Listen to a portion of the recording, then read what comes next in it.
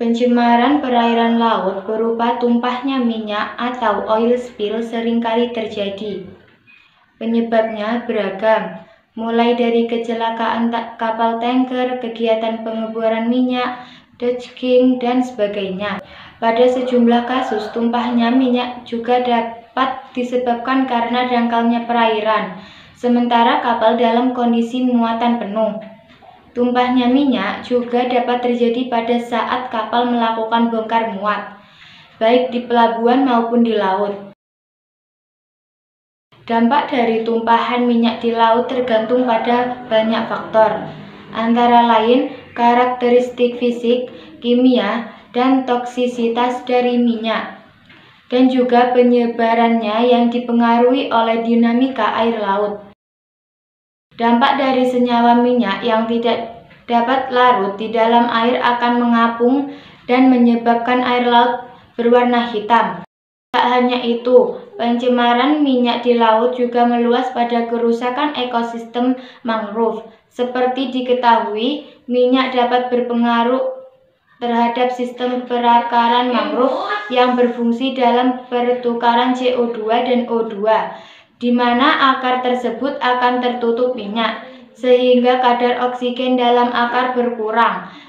Pengendapan minyak dalam waktu lama mampu menyebabkan pembusukan pada akar mangrove, sehingga mengakibatkan kematian. Hal ini tentunya berkaitan erat dengan kelangsungan hidup biota yang hidup berasosiasi dengan hutan mangrove itu sendiri, seperti moluska, ikan, udang, kepiting, dan biota lainnya.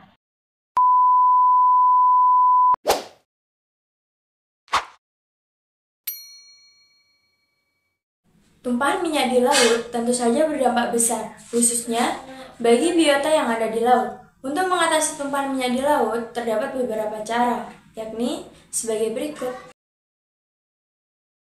Pertama, mengambil minyak dari permukaan laut. Mengambil minyak dari permukaan laut menjadi salah satu metode untuk mengendalikan tumpahan minyak di laut. Hanya saja, metode ini berfungsi jika tumpahan minyak pada satu area dan kondisi yang tepat.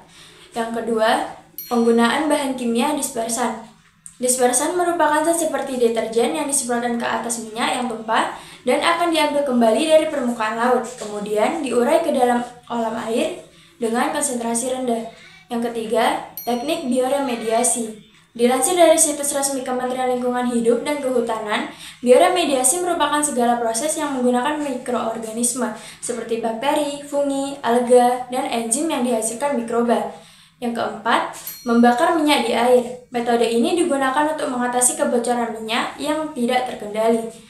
Metode pembakaran minyak di air terbukti efektif untuk kasus tumpahan minyak di laut. Namun, metode ini tentu menghasilkan asap beracun dan berdampak bagi udara. Yang kelima, penyerapan minyak. Penyerapan minyak dapat dilakukan untuk skala tumpahan minyak dalam skala kecil. Hanya saja, penggunaan bahan-bahan ini untuk menyerap minyak di atas air dapat menciptakan polusi yang lain.